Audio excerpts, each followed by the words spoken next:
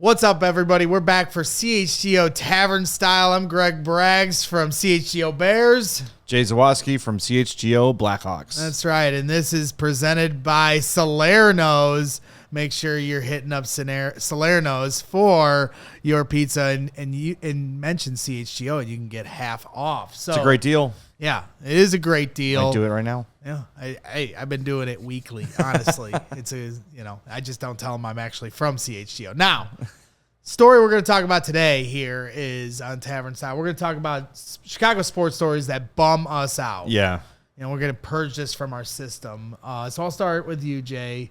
What's the story that bums you out the most when you talk about Chicago sports? Last night I was perusing the old Twitters like I do most nights before I go to bed, and I found yet another story about Cubs legend Kris Bryant struggling with his confidence and struggling with his happiness in Colorado. And this story in the Tribune has a quote that says, "Some days I just sit in bed and stare at the ceiling with the frustration. It's hard." Kris Bryant being sad, and that's Patrick Saunders for the Tribune, it bums me out like crazy because when he was here, he was the nicest guys. The nicest guy in the world, always had a smile on his face, happy to be at the ballpark, felt like a guy that truly loved being on the Cubs. Crazy talented. Yeah, and then all of a sudden, everyone gets traded like on the same day. And then if you read stories like from this offseason, he kind of signed with Colorado because he didn't really know how free agency worked, because he's just kind of this, golly gee whiz kind of a kid, which is what makes everybody love him. And now he's just toiling away in obscurity. He's hurt all the time. He's nowhere close to the same player. And it's so funny when you think about, like, I remember before Kris Bryant got called up, we used to see, the videos from Winter Ball or whatever of a Kris Bryant home run or him taking BP. And you're like, oh, man, this guy's going to be great for 15 years. Yeah, I thought he was like him and Mike Trout for the next 15 years. He's going to be one of the next all-time great Cubs. He was minor league player of the year, then rookie of the year, then MVP the year they won the World Series. It was awesome. And that entire playoff run for the World Series, he was fantastic. And all of a sudden, huge home run in Game 6. Yeah, and not enough that, look, and it looks like the Cubs made the right decisions for the most part. Baez has been bad. Bryant's been bad. Rizzo hasn't been quite the same, but he's been the best of the three to kind of move on from those guys. But, man, the Bryant thing, every time I see a story, I almost open it like, oh, I don't even want to read what he has to say, because you could just tell he's feeling it. He's feeling – and, baseball is a sport. I coach softball. I know it's not the same, but you see how confidence can get shaken, like, so quickly when you fail and fail and fail. And you're seeing Kris Bryant, who just – can't figure it out, and it's sad, man. And could you imagine too? I mean, Denver somehow has started to become like the sports epicenter. You got the defending NBA champions and the Denver Nuggets trying to go for 2 in a row this year. You got the Colorado Buffaloes and Deion Sanders that are like this household. They got every celebrity superstar on their sideline. The Avalanche are great. Are great, and then you've got Colorado in the Rockies in complete obscurity, and he's got to sit there and wear that too while everybody else in the city is having fun. Yeah, and he's staring at his ceiling. And honestly,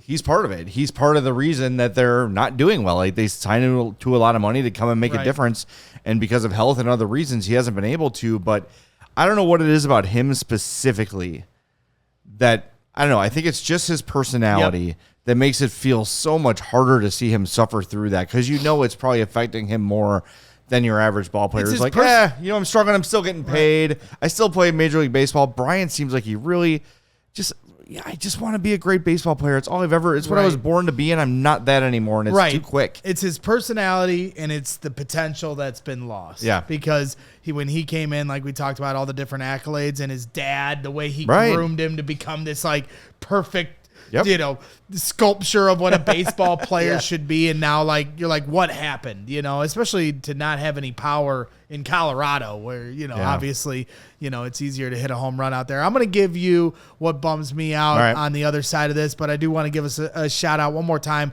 over to Salerno's Pizza. So stop by Salerno's on tap, located at 1201 West Grand Avenue in Chicago's West Town, and enjoy our tavern-style pizza and ice-cold beers this summer. Whether you are headed to the game, want to watch it live on our big screen TVs, or watching from home, we've got you covered here with Salerno's. Go to salernospizza.com or call 312-666-3444 and mention CHGO and get half off your pizza. So, all right, what's bumming you out? Yeah, I mean, it's the one that it's the go-to for most Chicagoans, and the thing that will always bum me out is every highlight reel I see of Derrick Rose. Oh God, it guts me. Even especially now where you see like Steph Curry, starting to get to the back end of his career, and you start to think about what Derrick Rose would have been to this point. I mean, when you talk about, we thought Kris Bryant for the next 15 years was going to be great. Think about what if Derrick Rose, were to be who he was supposed to be, we'd be at the back end of his career, and all the different, accolades he'd have. Might even already have a statue built somewhere on the south side for him, being a kid from Chicago, and the uber talent that he came in with. Once again, a guy that won Rookie of the Year, won MVP, got them just a hair short of an NBA Finals, and the Miami Heat with their big three taking down the Bulls. It's so hard because, again, Derrick's such a good dude, and somebody that represented everybody from Chicago, specifically, those from the south side of Chicago. And to see those highlights and remember just how unbelievably gifted he was.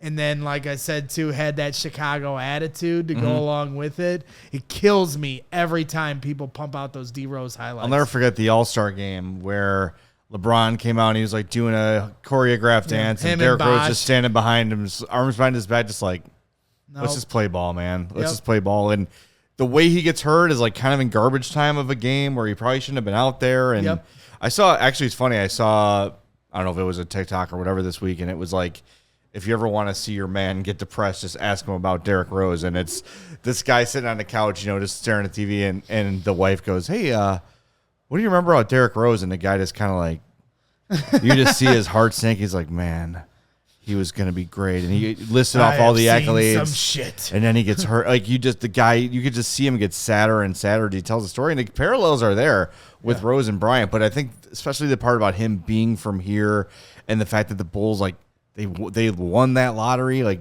they weren't really expected to get that number one pick, and they did. Right. And the way he just exploded onto the scene. And the way former players talk about him, too. Like, they talk about him like, hey, nobody was checking D-Rose. Like, and so that's the other part. All the players in the league also knew. So you want to talk about depressing, I'll give you my Derrick Rose story when you talked about it, the fateful moment when he got hurt against the Philadelphia 76ers in Game 1 of the playoffs in 2012. The day before, I asked my wife, Jenny, to marry me in Chicago. And so I had this whole weekend planned out. And on the second day, so Friday, I asked her to marry me, top of the Sears Tower. Oh, nice. In the pushed out window room. We stayed at a hotel. Next day, just like Jenny wants, let's go to a Bulls playoff game. Yeah, no, that's what I wanted. And we go to Bulls. You're so giving. Yeah, I was so thoughtful. We go to a Bulls playoff game. It's at noon. Then I have like dinner planned for night. Derrick Rose tears his ACL at the end of the fourth quarter, going for a triple-double in a game that they were really handling the Sixers in. And so my friend picked us up, and we went out before dinner. And we knew that he was hurt, but they hadn't officially announced what it was. And the news came out pretty quickly that he tore his ACL. And I looked at Jenny and I looked at my buddy Ryan and I go, worst weekend of my life. And she was like, shut the... I go, well, Jenny, just imagine, like 10 years from now, what are we going to remember about this weekend? Is it that we got engaged or that Derrick Rose tore his ACL? Maybe stop talking for a while. So that's always the joke, is that we always kind of talk about that as a depressing moment in a very happy moment for the Braggs. A depressing family. Weekend for both of you. Yeah, well, exactly, because Jenny's now stuck with me for eternity, so it was double depressing for her. So that wraps things up here for CHGO Tavern Style, presented by Salerno's Pizza. Once again, make sure you use the code CHGO for half off pizza when you hit up Salerno's. Thank you, Jay Zawaski and Sean Anderson. We'll see you later. We all silly like the mayor.